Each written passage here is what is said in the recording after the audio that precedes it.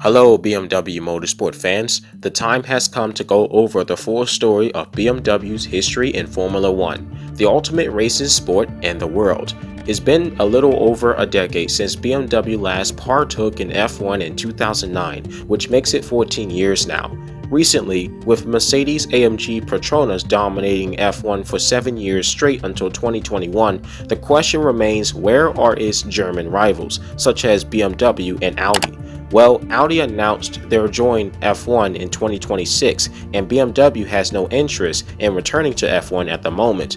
They are currently focused on their new chapter of endurance racing with their LMDH prototype project. And so, the question is, when will BMW ever make a comeback to F1? Formula 1 is a very expensive sport to participate in for starters, and multiple car factories such as Ferrari, Mercedes, McLaren, etc. have had major successes in that sport to this day. BMW disappeared from racing in Formula 1, but like others, they were very successful for nearly 2 decades in their days. The story of BMW in Formula 1 started in 1982, first as an engine supplier, then as a partner, then as a team constructor. Throughout their F1 career, they had ups and downs, and while BMW never won an F1 World Championship, they came close on multiple occasions. In 1982, the Brabham team owned by Bernie Ecclestone signed a contract with BMW to supply engines for Brabham F1 cars. In the late 1970s and early 1980s, Brabham has swapped engine suppliers many times during that era and found little success with both Ford Cosworth and Alfa Romeo engines in the Brabham BT44 and BT48. That's why Brabham had agreed with BMW to test their new BT50 car with a turbocharged BMW 4-cylinder. They learned from Renault's F1 car from 1977, which heralded the new beginning of a turbocharging era in Formula 1. It became clear that turbocharged engines were the future of sport. BMW's first engine in F1 was the M12 turbocharged 4-cylinder and proven to be the best engine on the grid at the time. BMW supplied the engine to 4 other teams, Arrows, ATS, Bennington, and Ligier beside Brabham. However, reliability problems hindered the BT50 from finishing the 1982 season. Nelson Piquet raced the BT50 to get BMW their first race win in the Canadian Grand Prix. The car was proven to be fast, taking 1 pole and 3 fastest laps during the season. Brabham finished 5th in the 1982 Constructors' standings with 41 points. 1983 was a success for BMW when they improved the reliability of its turbocharged inline-4 engine, and its power also increased, making 1,400 horsepower. Then it was detuned to making around between 700 to 800 plus horsepower for the races. It was the most powerful F1 engine ever produced by BMW installed in the Brabham BT52. Nelson Piquet racked enough points for the 1983 season with the BT52 and won the F1 Drivers' Championship. It was the first time that a turbocharged F1 car had ever won the championship. Nelson made 8 podium finishes and helped Brabham-BMW finish 3rd place with 72 points behind Renault and the dominant Ferrari in the constructors' standings. Between 1984 to 1986, the BMW M12 engine was getting ridiculous in F1 that despite rising strict fuel regulations, the engine was making the most horsepower ever used in F1. BMW won only 1 race in the 1985 French Grand Prix, and for the 1986 season, Bennington was the only other team with a BMW engine to win 1 race in the Mexican Grand Prix. Brabham left F1 for the 1988 season, and BMW stopped its official backing of the engines. Then in 1989, the F1 regulations were changed to ban turbocharged engines, and the M12 wasn't allowed to be used anymore.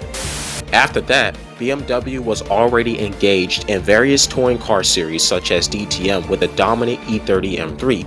At the end of the 20th century, the next goal for BMW was to win the world's most prestigious endurance race, Le Mans 24 Hours. To achieve that, BMW partnered with the F1 team Williams to create the V12 LMR prototype, which quickly became famous for earning BMW its only overall victory to date at Le Mans in 1999. After a 10-year absence from Formula 1, in 1998, BMW understood all aspects of that sport and teamed up with Williams to supply the engines for them. The BMW-Williams partnership was promising because the Williams team had a successful engine partnership with French Renault and won many drivers and constructor titles between 1992 to 1997. Renault withdrew from F1 after the 1997 season, and team owner Frank Williams needed a new engine supplier to remain competitive. So BMW was a win-win, as they were one of the most notable engine factories in the world, partnering with one of the most successful F1 teams of all time. BMW spent 18 months, so about 1 year and a half, rehearsing for the 2000 season, building and testing a 3-liter V10 engine that produced 810 horsepower in the FW22 chassis. The FW22 was the first F1 car since 1987 to power a BMW engine. It proved to be extremely promising in the hands of Ralf Schumacher and Jenson Button. The 2000 F1 season for BMW Williams was very successful for a new partnership. Both drivers combined enough points, while only Schumacher collected 3 podium finishes to finish third in the team standings, behind Ferrari first and McLaren second. Yet Williams couldn't reach a title challenge owing to the unreliability of the BMW engines with the cars. In the coming years, BMW got quicker, but Ferrari was on a whole new ballgame, undefeated. For the 2001 season, BMW designed a more aggressive V10 engine, more performance-focused, and was also lighter. It was the most powerful engine on the F1 grid, but was harshly bottlenecked by the lack of downforce of the FW23 to face Ferrari and McLaren at every track. BMW Williams scored 4 victories and claimed third in the Constructors' title despite its drawbacks.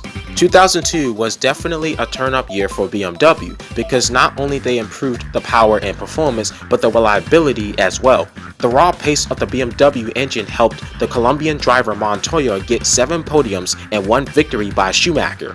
BMW scored 12 more points than they did the prior year and beat McLaren to second place in the Constructors' title.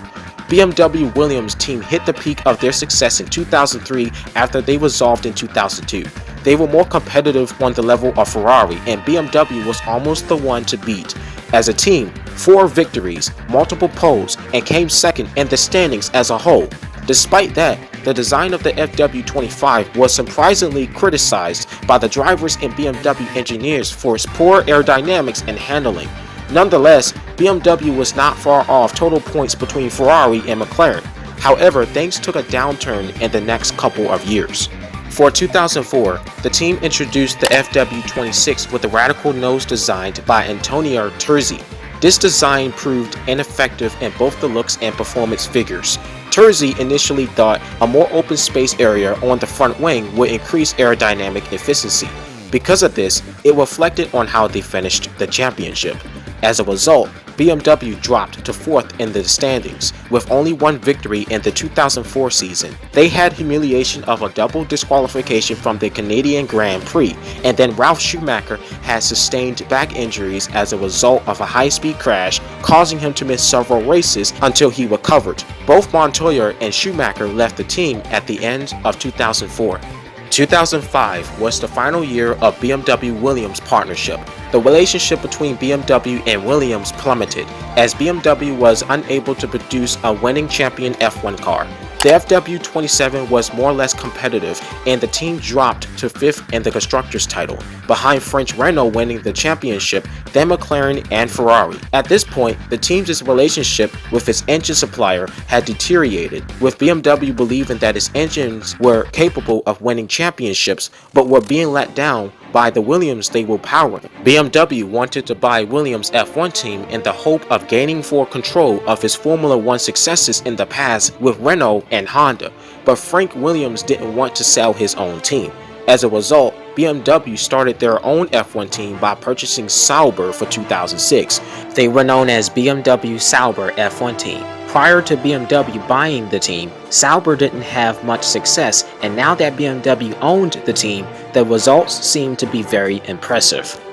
The BMW F106 was powered by a 2.4-liter V8, as the new regulations were to switch from V10 to V8 engines in F1. The engine is 760 horsepower and 19,500 max RPM. The 2006 season saw the cars' level of competitiveness and also evolved throughout the year at every race.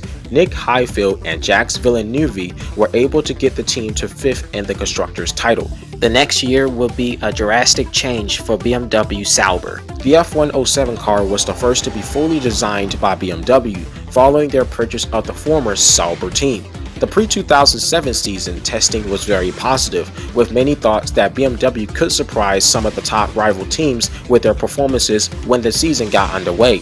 The new driver Robert Kubica will partner Nick Heidfeld for the 2007 season, and a lot happened with BMW. The most striking was when Kubica had an awful crash at the Canadian Grand Prix that resulted in a long yellow caution. Sebastian Vettel took his place for one race, while Heidfeld scored 2 podium finishes. All in all, BMW was at a high point at the end of the season and would finish 3rd.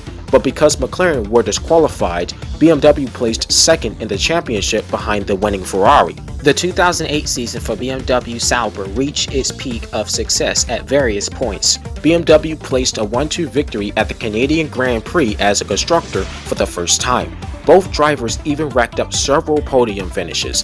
The BMW F1 08 was a strong car from both an aerodynamic and engine performance standpoint, but here is a catch. BMW was set to win the 2008 championship because they had the fastest car at one point. You can argue that BMW threw away their chance to win because they chose not to develop the 2008 car any further, to focus on developing the 2009 car. If they kept developing the F1 08 car, they would have had the chance to win the overall championship in front of Ferrari and McLaren. Due to their choice, they finished 3rd in the championship behind their rivals. Despite BMW's development of the 2009 car, the 2009 season was ultimately a catastrophe for the team. Their car proved very disappointing from the start to mid-season. By the end of the season, things began to turn up with the cars managing the top 5 in races. Sadly, the damage had been done from the get-go, and BMW Sauber finished 6th in the standings. The new technical rules halted BMW's progress, and with the financial meltdown, making BMW incapable to huge losses. In July 2009, they confirmed their decision to quit Formula 1 and haven't returned to F1 since. It sucks that the plans weren't going the way that BMW had hoped for. For the 2010 season, BMW chose to sell the team back to Peter Sauber, and Sauber is now Alfa Romeo and still races in F1 today. It came as a surprise to many people when BMW left Formula 1 in 2009. After all, BMW had only experienced 3 years as an independent constructor, with 2 of those years of success for a rookie team. BMW has been committed to other racing efforts in DTM, IMSA, and WEC. BMW decided that those events would give them more success in their finances to this day. They are simply deep into sports car racing. BMW has said that they have very little interest in getting involved in F1 again for the new 2026 regulations. So let's wait and see whenever BMW returns to Formula 1. I hope you all sat back and relaxed and enjoyed this amazing video. If you did, do not forget to hit the like and subscribe button. As always, it helps me a lot. And I want to thank you guys for helping me reach 2,000 subscribers. If you want to watch more about BMW and other motorsports, such as DTM, you can check that out right now. Anyways, I'll see you guys in the next video. Peace out, stay safe, Chris the Radar, out.